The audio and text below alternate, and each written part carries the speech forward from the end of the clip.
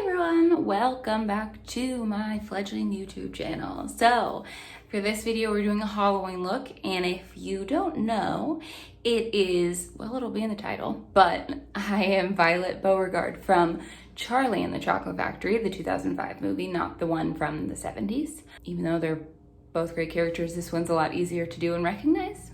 Well, there we go. So this is gonna be like a voiceover, so hopefully that works out well. I was inspired by Ellie Addis.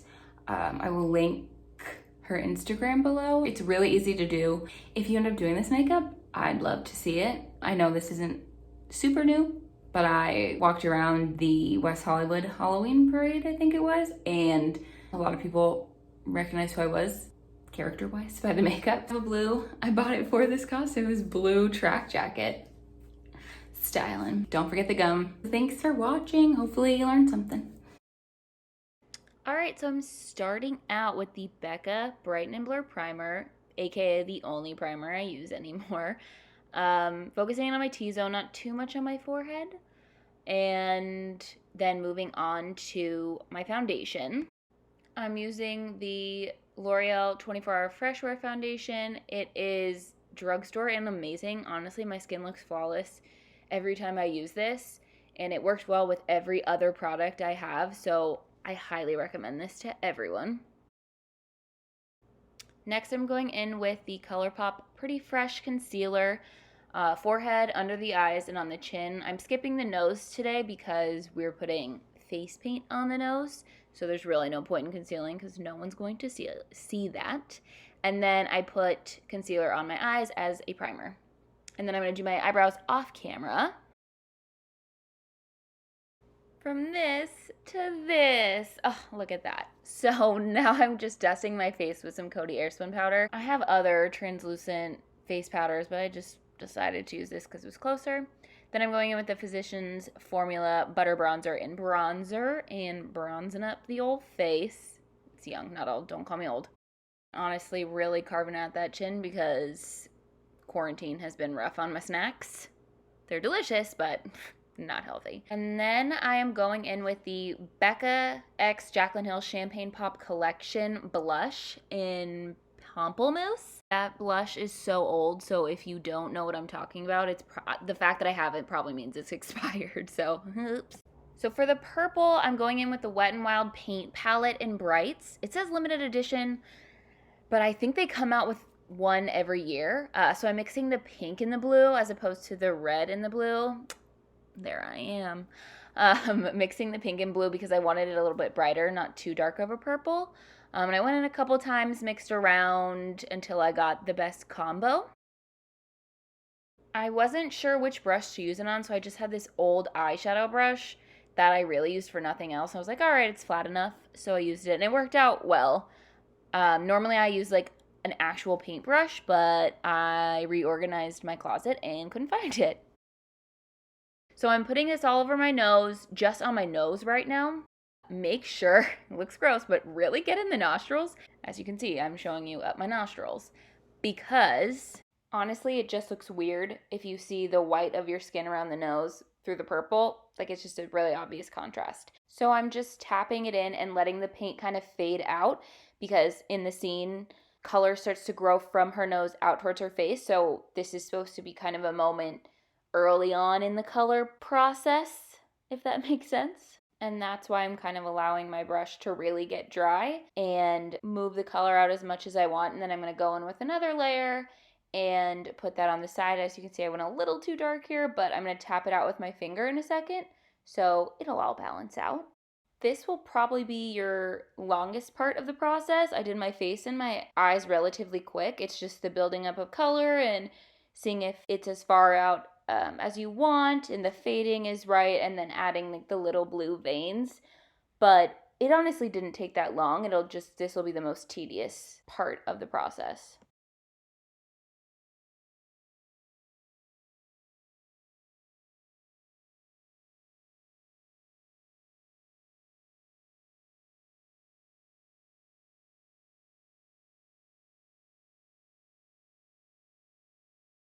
So once you've added your final layers and tapped it all out, we're gonna make the blue veins. So I don't have a skinny enough brush for this. I should get a better one, but I used the smallest one I had, and I just dipped into the same paint and tried to paint little veins from the darkest part of the nose out, so I wanted them to be seen through the fading.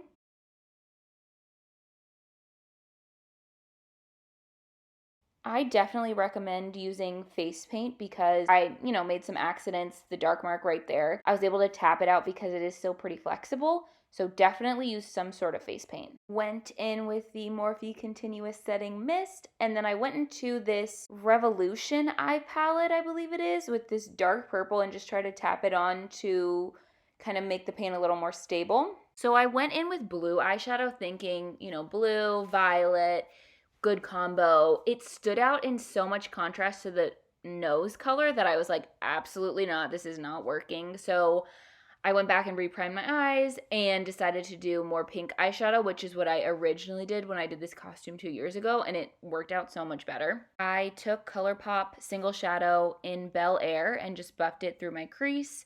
I didn't do too much on the outer corner, mainly just focusing that Bel Air shade on the crease. And then this happened. 6 out of those 9 shadows fell on the ground and popped out.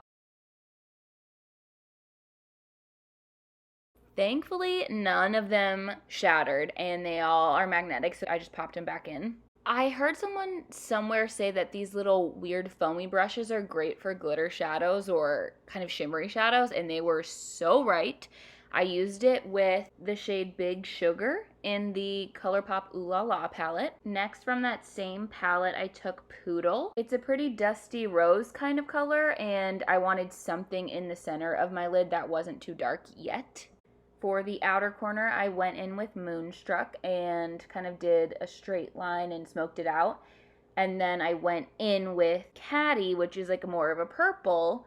Moonstruck is more like a burgundy, I would say. And I blended the two together to kind of make the outer corner nice and dark and purpley with still a little pink undertone in there.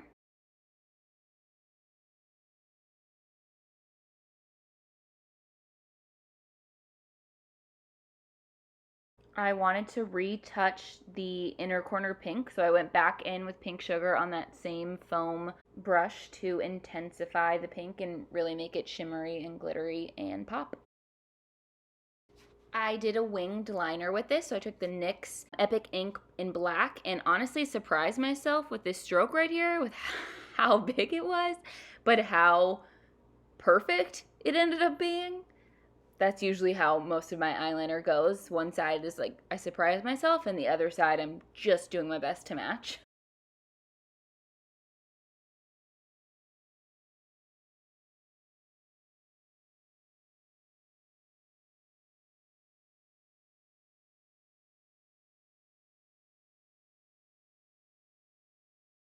And this is the side where I have to match the good side. So I was trying to kind of use my finger to smudge it out, but concealer works a lot better. So I took it on a really thin brush and just cleaned up my liner.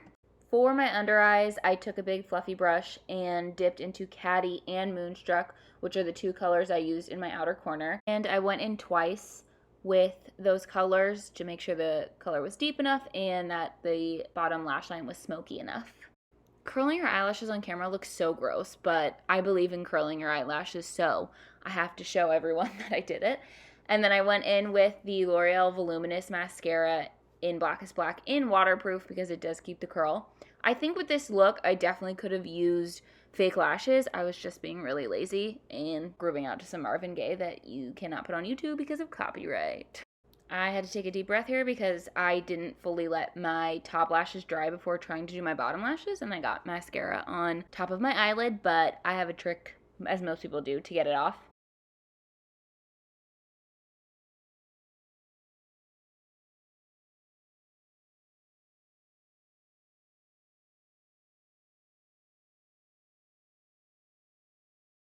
And for my inner corner highlight, I stuck with the Ooh La La palette and used the color Tickled. It's this really cool blue-pink shift shimmer that is just so amazing in person. It can never translate on camera. And to get that mascara off my eyelid that I got stuck before, I'm just taking the first brush I used with the transition color still on it. This is me braiding my hair for the wig I'm going to use, and then I forgot to put highlighter on, so I went in with the Colourpop Super Shock highlighter in Lunch Money.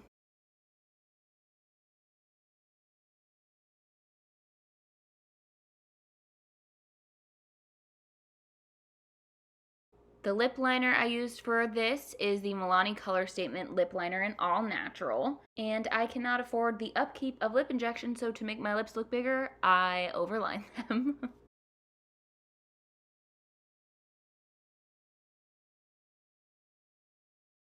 And then for the second color I used, it's the Elf. I don't know what it is. It never said it. It just says Elf in Color Natural. So it's like this almost crayon that I use. And then I went back in with the lip liner to just darken the corners a bit. And then I went in with a gloss, which was kind of dumb because chewing gum and blowing bubbles really takes all the gloss off. But this is still a pretty new gloss and I wanted to use it. So it's the Maybelline Lifter Gloss in Reef. And I'm just pinning my hair up so it'll all fit under the wig. And please don't make fun of the wig. It is literally a Party City wig for like $20, which is way too expensive for this wig. But you know what? It worked for the costume and it was kind of in my budget. Still too expensive for what it is. But this is the final look. So don't forget the attitude with this character. She's kind of too good to be there. Really loves her gum, blowing bubbles, and always being right. I hope everyone has a great Halloween. I won't be doing much, but if anyone is doing something, please do it safely. And see you guys later.